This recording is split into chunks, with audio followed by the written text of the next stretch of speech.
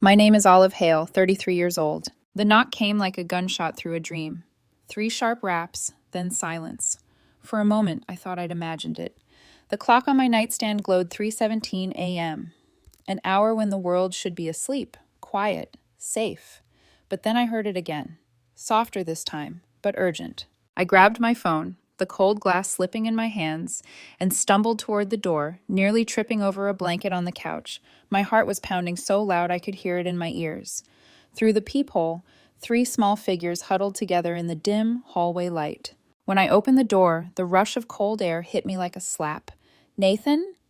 My nephew stood there, trembling, his pajama shirt plastered to his chest with sweat despite the February chill.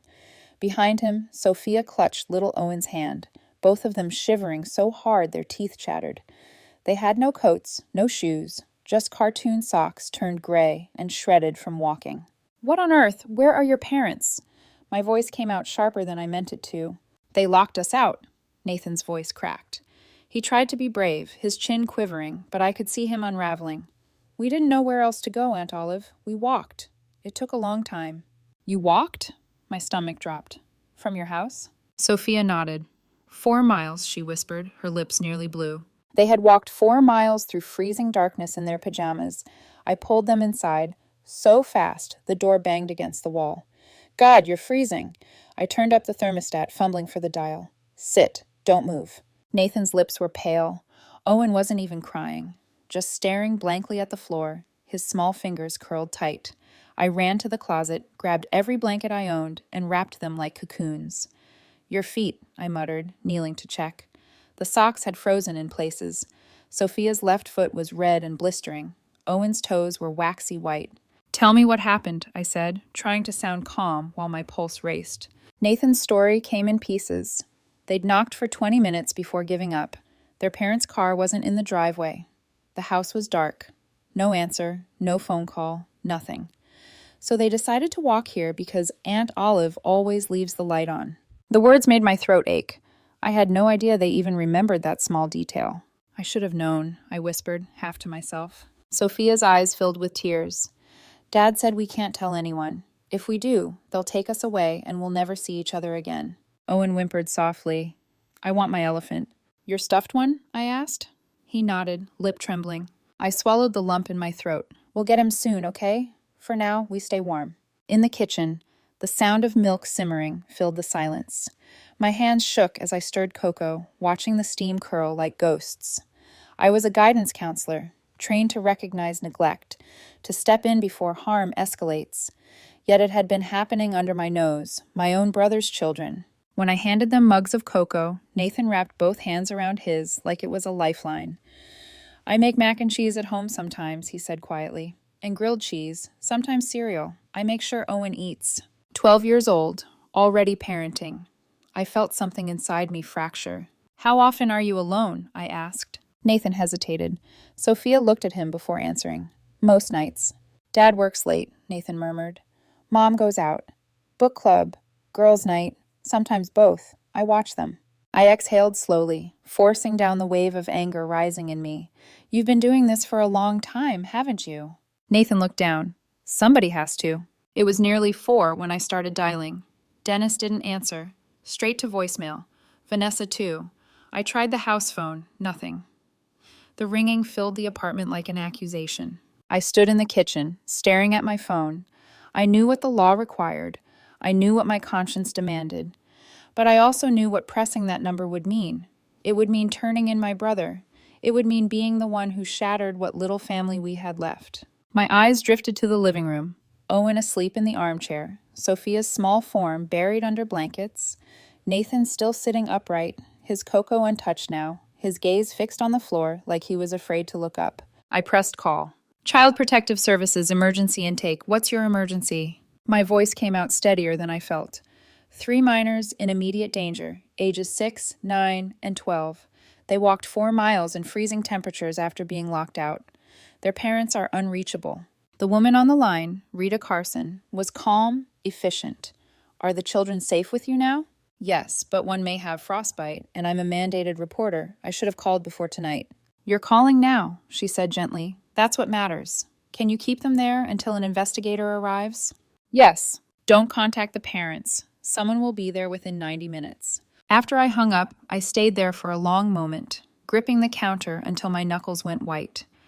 The apartment was quiet except for the hum of the refrigerator and Owen's soft breathing. When I turned, Nathan was standing in the doorway. His eyes were wide, his face pale. Are they going to take us away? I knelt so we were eye level. I don't know, sweetheart, but I promise, whatever happens, I'll fight to keep you together. I'll make sure you're safe. He nodded slowly. Dad's going to be really mad at you. Yeah, I said, pulling him into my arms. He probably will be. Thank you, he whispered, for not sending us back. And that's when I started to cry. At 5:47 a.m., there was a knock at the door. A woman stood there, gray-streaked hair pulled back, eyes sharp but kind. Patricia Walsh, she introduced herself, showing her badge. CPS investigator. She entered like someone who had done this 1,000 times. Her voice was steady, her movements careful. She spoke softly to the kids, asked to see their feet, took photographs that made everything feel suddenly, irrevocably real. Are they hungry? She asked. They've had cocoa, I said. I can make waffles. Good. Keep them comfortable. When Owen asked for his stuffed elephant, she wrote it down in her notebook. Then Patricia pulled me aside. Walk me through everything you know, not just tonight. So I told her. About the empty fridge last Thanksgiving. About missed school conferences. About the way Dennis and Vanessa called neglect teaching independence. About the time I found Nathan at 10, trying to run laundry alone because everyone was out of clean clothes. Patricia listened, taking notes on her tablet, eyes never leaving mine. You're a mandated reporter? Yes, I said. The word tasted like guilt. And his sister. She nodded slowly. I'll need to interview them individually. After that, we'll decide next steps. When she finished, she glanced toward the hallway. For now, the children remain here under emergency protective custody. An officer will stay outside for safety. It's standard. I nodded, the weight of it pressing down like gravity. The kids had fallen asleep again, bundled together on the couch. Owen's hand was still clutching Sophia's sleeve. Nathan's head rested on her shoulder. Patricia paused at the door. You did the right thing, Ms. Hale. It's never easy when it's family. I wanted to believe her. But when the officer took his post outside, and my phone buzzed on the counter with Dennis Hale flashing across the screen, my stomach twisted. I stared at the name, my finger hovering over answer. Then I took a breath and pressed it. Dennis didn't bother with hello. What did you do? He snarled, voice distorted by fury and the poor cell reception in his car. The cops are at our house. Are you out of your mind, Olive? I leaned my hip against the counter and made my voice flat. Your kids walked 4 miles in 18-degree weather, in pajamas. Their socks froze to their feet. Where were you? Silence. The kind that isn't confusion, but calculation. Then, we were at Sterling's. You know how late those things run. And the door must have jammed, or... It didn't jam, I said. They knocked for 20 minutes. They're here with possible frostbite, Dennis. I'm a mandated reporter. This isn't optional. You reported your own family, he said, almost reverent with disgust. You turned us in. I protected 3 children. Background noise swelled on his end. Music muffled, a door closing, a voice I knew too well cutting in. Vanessa's breath hit the speaker, hot and clipped. You vindictive little... This is because you don't have kids of your own, isn't it? So you're going to steal mine and play mommy for a season until you get bored. My fingers tightened around the edge of the counter.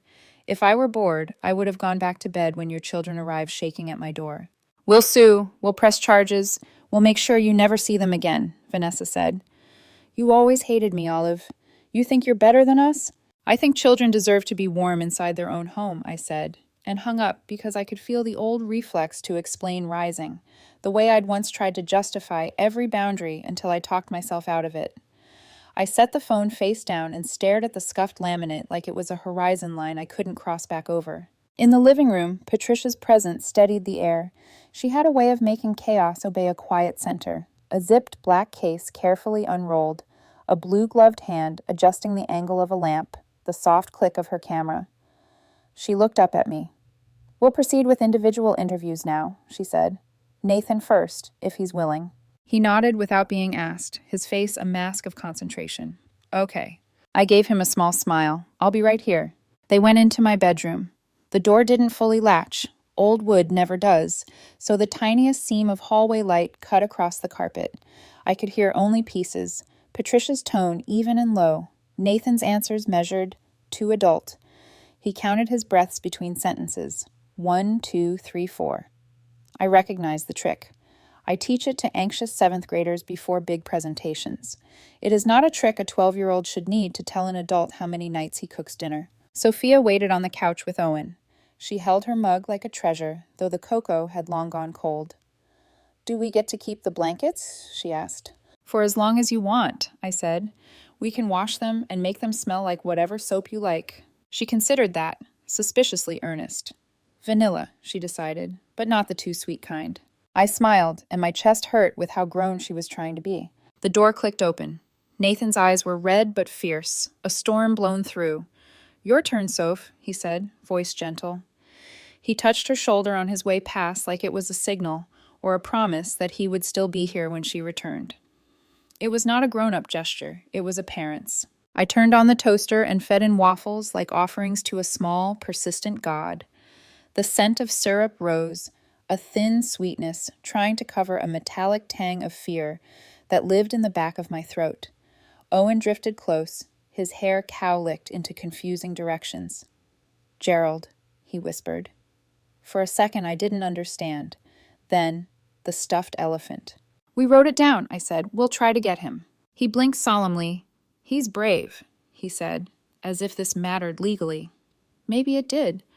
Maybe every child is just trying to testify for the soft thing that stood in for them when no one else did. Patricia finished with Sophia and, after a moment of crouched conversation, took Owen by the hand. He went willingly, small and silent. The apartment felt too quiet with all 3 children out of the room. I used to love quiet. Now it felt like a vacuum waiting to drink back all the noise I had invited to keep us alive. Patricia returned with Owen on her hip, which surprised me. The blue glove formality had momentarily given way to something maternal and practical. "We're done," she said, setting him down gently. "I'm placing them under emergency protective custody. They'll remain here with you as temporary placement, pending the standard checks. Officer Rodriguez will stay posted outside the door." I nodded because it was either that or ask if I could lie down on the floor until the ceiling decided what would happen to us. Patricia eased onto the arm of a chair and opened her tablet. "Now I'll need the broader history from you, in as much detail as possible." Her stylus hovered. "Start at the beginning." So I did. I told her about the first time I noticed the cereal shrinking and the beer multiplying. I told her about the Thanksgiving where Dennis bragged about intermittent fasting for the kids, toughens them up, and how Vanessa laughed, a beat too long. I told her about the parent-teacher nights with coffee-stained handouts and no parents. The unannounced Saturday when Nathan at 10 stood at the washer, frowning at the dials like they were runes. The way Vanessa called neglect independence, like a gift-wrapped absence. The door I'd seen once with the deadbolt's shiny new plate, and how, in the middle of a story about weekend plans, Dennis had casually mentioned, "We changed locks, fewer keys to lose this way," and the way something inside me had curled at the edges. Patricia didn't flinch or hurry me. She only asked gentle corrections, timestamps, names. "Any neighbors who've observed concerns?" "Mrs. Chen next door," I said slowly. "She's texted me twice to ask if the kids were okay. She never wanted to interfere. There's also a retired teacher across the street, Gladys. She watches from her porch. I think she's been worried." Patricia typed, the sound a steady metronome under everything. "I'll be conducting a home visit this morning," she said. "I'll also pull the children's school records and speak with their teachers. We'll request statements from neighbors." She looked up. "The system works best when the pattern is visible. You see one night, I need the pattern." "The pattern is years," I said, and heard the rasp in my own voice. Her mouth softened. "I know." My phone lit again, Aunt Dolores this time. A long paragraph assembled on the lock screen, like a liturgy of disappointment. "Family handles family problems. You've humiliated your brother. You're dragging the state into our home." I didn't open it. It would be like holding a hot pan just to prove I could. Nathan returned to the couch and sat stiffly, watching my face with a guardedness that made me ache. "What happens now?" he asked. "Now Patricia checks things," I said. "School, neighbors, she visits your house. Then a judge decides what keeps you safe." He swallowed. "Will we stay together?" I looked at Patricia. She didn't offer false comfort. She offered the kind that required both of us. "That's our goal," she said, clear. "To keep siblings together when safe and possible. Ms. Hale is a relative, which helps." Okay, Nathan said, the word almost soundless. Okay. Sophia plucked at the edge of a blanket. Can we make waffles again tomorrow? We can make waffles every day for a week if you want, I said. We can add sprinkles, the fancy kind. She considered this, then nodded. Contained joy like a lit match cupped in both hands. Patricia stood, slid the tablet back into her bag, and straightened. I'll return after the home visit, she said. Please do not contact the parents. If they arrive or attempt to remove the children, call 911. Officer Rodriguez is right outside. Lock your door. I walked her to the threshold. Through the peephole, I could see the officer's profile, the navy shoulder, the radio microphone clipped just so. The hallway smelled faintly of lemon cleaner and old carpet. The sun hadn't risen yet, but the building was already waking. Pipes knocking, someone 2 floors down running a shower. A world continuing, indifferent and faithful. Thank you, I said to Patricia's back. She paused. I know this is hard, she said without turning. It's also right. When she left, the apartment changed shape around the absence. I locked the door. I set 2 plates of waffles on the coffee table, syrup glistening in the lamplight. Owen traced a path through the syrup with his fork, drawing circles like orbits. Nathan's phone buzzed on the cushion. He glanced, face defensive, then angled it so I could see. A family group chat boiling over, Philip posting wide-eyed emojis, Dolores writing paragraphs, my mother's sister chiming in from another state. This isn't how we do things. Dennis's name never appeared. I didn't know if that made it better or worse. I put my hand on the back of the couch where Nathan could feel it but not see my face. Eat, I said. Please. He lifted the fork. He took a bite like duty. Sophia ate quietly, then finally licked syrup from her thumb, fierce and deliberate. We're staying here tonight, right? Yes, I said. You're staying. Owen yawned so wide his eyes watered. Gerald likes syrup, he announced to no one in particular, and Sophia snorted, a laugh like a memory of being 9 in a normal world. When the dishes were in the sink and the kids were settled again under a tangle of blankets with the TV low and soft, my phone buzzed one last time. Dennis. No message preview, just the name. Dennis Hale, white on black, steady as a heartbeat. I didn't answer, not because I was afraid of the fight, but because there was nothing to negotiate anymore. The decision had been made when 3 pairs of ruined socks crossed my threshold and the thermostat hissed to life. The rest was only noise. Across the room, Patricia's words lingered like a bookmark. I'll pull school records. I'll speak with neighbors. I'll visit the home. Receipts were coming. I turned the volume down another notch and sat on the floor beside the couch, my back against its frame, knees pulled up, listening to the small, ordinary sounds of children finally safe enough to sleep. Outside, the hallway settled. Inside, a new kind of waiting unfurled, one that felt like bracing and like hope at once. The sky behind the blinds had begun to gray when there was a faint rattle at the building's main entrance, then a distant knock that didn't belong to me. Somewhere below, a voice rose in the stairwell, thin with anger, gathering force. I closed my eyes, breathed in, breathed out, and reached for the deadbolt. The next 48 hours blurred into a rhythm of paperwork, interviews, and unease. My apartment, once a quiet refuge filled with houseplants and mismatched mugs, became a waiting room for the state. Patricia returned just after sunrise the next morning, holding coffee in one hand and a clipboard in the other. Her eyes were tired but focused. Ready for the home inspection on their side? She asked. I nodded, though my stomach twisted.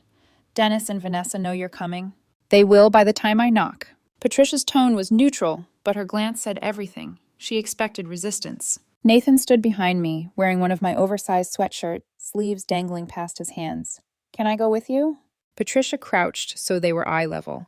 Not this time, honey. You're safe here. That's what matters. When she left, the apartment felt hollow again. Sophia turned the TV volume low, pretending to watch cartoons, though her gaze stayed fixed on the door. Owen stacked his cereal pieces into tiny towers, then knocked them down silently. It was almost noon when Patricia called. Her voice was calm but heavier than before. Olive, she said, we're documenting significant neglect. I didn't speak. The sound of my own pulse filled the silence. The refrigerator's nearly empty, she continued. Beer, condiments, leftover takeout, bathroom with a broken toilet, mold on dishes, kids' clothes unwashed. There's a stash of granola bars and canned soup hidden in Nathan's closet. Likely what he's been feeding them when food ran out. I closed my eyes. I could see it as if I'd been there. The dark closet, a flashlight beam catching a child's small rebellion against starvation. Anything else? I asked, my voice barely above a whisper. Yes, Patricia said. Vanessa insists it was a one-time mistake. Dennis said the kids like walking, that it builds character. That broke something in me. Character? I repeated, trying not to yell. They could have died. Patricia exhaled slowly. That's why we document everything. Paper trails don't argue. When she returned that evening, her shoes carried traces of mud from their front walk. She set her bag on the counter, methodical as always, but her expression betrayed fatigue. We'll proceed to court. I've seen enough to recommend temporary custody transfer pending investigation. Nathan looked up from his homework at the kitchen table. Does that mean we stay here? For now, yes. Patricia smiled faintly. And that's a good thing. That night, when the children finally slept, I sat at my desk reading the report drafts Patricia had shared for review. Every paragraph was a blade. Children exhibit signs of chronic neglect. Home unsanitary, unsafe for minors. Older child demonstrates parentification behaviors. 12 years old and carrying the vocabulary of sacrifice. The next day came the school reports. Patricia forwarded them early with a note. Prepare yourself. Mr. Brennan, Nathan's fourth grade teacher, had documented concerns for 2 years. Missed meals, falling asleep in class, repeated outfits. Ms. Gallagher, Sophia's teacher, wrote that she'd been secretly packing snacks in the girl's backpack to help her concentrate. Owen's kindergarten file noted inconsistent care and developmental delays. It wasn't neglect hidden in shadows. It was neglect in plain sight, politely ignored. That afternoon, Patricia sat with me at the kitchen table, tablet open. We'll need witness statements, she said. Neighbors, teachers, family, anything that corroborates the pattern. I hesitated. Family isn't going to help. Sometimes they surprise you. She was wrong. When Patricia reached out to Aunt Dolores, the woman's response came within minutes. We don't air dirty laundry. Dennis loves his kids. You people exaggerate everything. But neighbors did talk. Mrs. Chen, next door, admitted she had called the non-emergency line twice. They showed up both times, but your brother got there first, she said quietly when Patricia played back the statement. He told them the kids were playing outside. I didn't want to interfere. And Mrs. Gladys Hoffman, the retired teacher across the street, confessed she'd seen all 3 children walking alone many mornings. They were always underdressed. Sometimes they carried backpacks bigger than they were. I thought about calling, but I was afraid I'd make things worse. Each word felt like another layer of guilt pressing down. By the time the psychological evaluations came in, I had stopped expecting to feel surprise. Still, the words gutted me. Dr. Ramona Hayes' report was clinical but devastating. Nathan, severe anxiety, guilt, and hyper-responsibility, functions as de facto parent. Sophia, attachment disorder, difficulty trusting adults. Owen, learned helplessness and self-blame consistent with chronic neglect. I couldn't read past that sentence without standing up and pacing the living room. The sound of their laughter from the next room felt both miraculous and unbearable. Patricia tapped her tablet and leaned back. We'll file tomorrow. The hearing will likely be next week. Dennis and Vanessa have a lawyer, I said. Of course they do, she replied. He'll claim this is all exaggerated, that it's one incident. He'll be wrong, I said. He'll still try, she murmured. But the evidence is strong, Olive. This isn't one night, it's years. When the court date arrived, the courthouse smelled of dust and coffee. The kids waited with a social worker in another room while I sat beside Patricia in the gallery. Dennis wore a suit too formal for mourning, Vanessa a sleeveless dress that clung to defiance. Neither looked at me.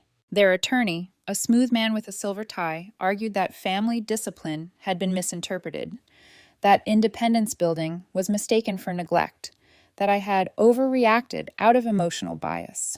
When it was my turn to testify, my hands trembled. I didn't want to make that call, I told the judge. But when your niece's feet are blistered from walking in the dark and your nephew says they cook dinner most nights, you stop hoping things will change. You act. Patricia presented her evidence calmly. The photographs, the reports, the statements.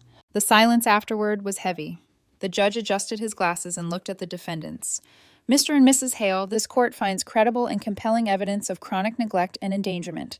Custody of minors Nathan, Sophia, and Owen Hale will be granted to Ms. Olive Hale under state supervision, pending further review.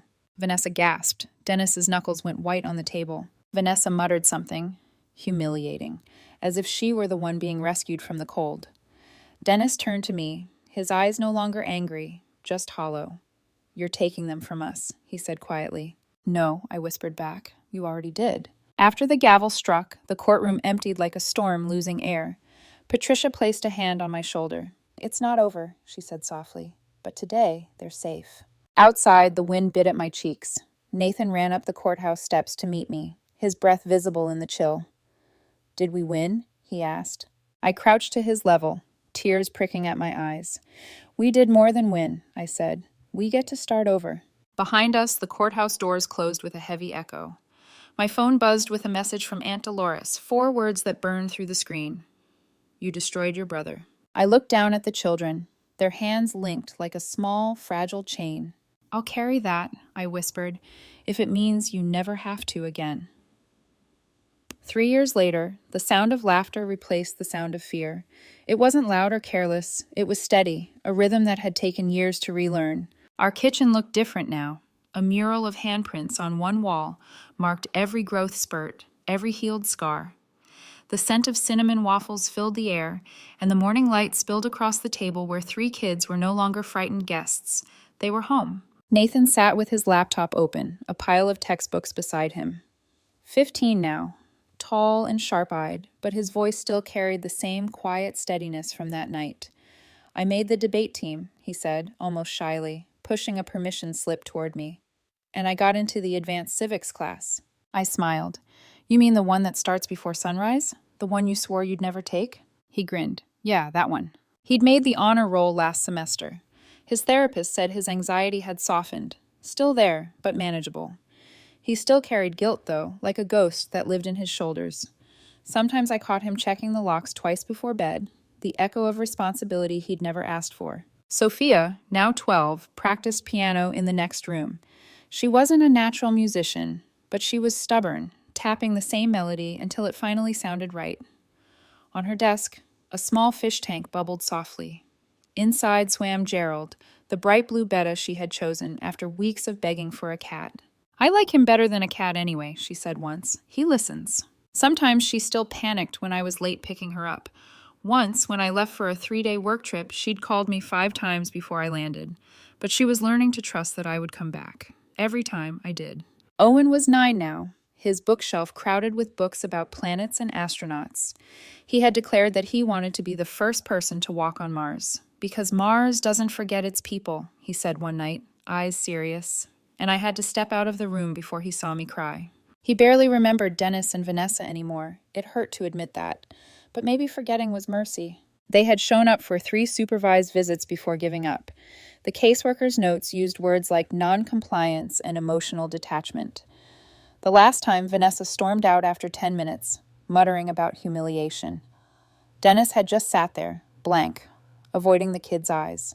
After that, silence. They divorced 18 months later. Without the kids between them, there was nothing left to hold together. A few family members still wouldn't speak to me. Aunt Dolores sent one Christmas card that said, "We pray for you all," the kind of note that carried both grace and accusation.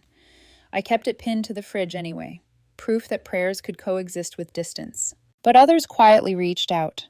Cousin Philip sent a message months after the court ruling. "You did what we should have done." Sometimes I replayed that first night in my head. The knock, the cold air, the way Nathan whispered thank you. In therapy, I learned that memory has its own rhythm. It doesn't fade, it changes texture. What was once terror became resolve. What was guilt became peace. One evening, after dinner, the doorbell rang. It startled me, because our doorbell rarely rang anymore. When I opened the door, Mrs. Chen from next door stood there holding a small package. "I found this while cleaning," she said, smiling sheepishly. "I think it's yours." Inside the box was a framed photo of 3 small children at a birthday party. It must have been left behind when I'd moved apartments after the trial, but tucked under the frame was something else. An envelope yellowed at the corners. My name on the front, written in my brother's handwriting. My stomach nodded. I hadn't seen his writing in years. Inside was a single page. The ink was smudged, the words uneven, like they'd been written in anger or shame. Olive, you made your choice. I can't forgive you for it. Maybe one day you'll understand that I was trying, even if it didn't look like it. Maybe one day I'll understand too. D. I read it twice, then folded it carefully and slipped it back into the envelope. There was no apology, no acknowledgement. But in the slanted letters, I could read exhaustion. Regret, maybe. It wasn't redemption, but it was human. That night, after the kids went to bed, I sat alone in the quiet kitchen. The same kitchen where, years ago, I'd made cocoa with shaking hands. The same place where I'd dialed a number that changed every life I knew. On the counter sat Owen's science project, a model of Mars glowing faintly under a red lamp.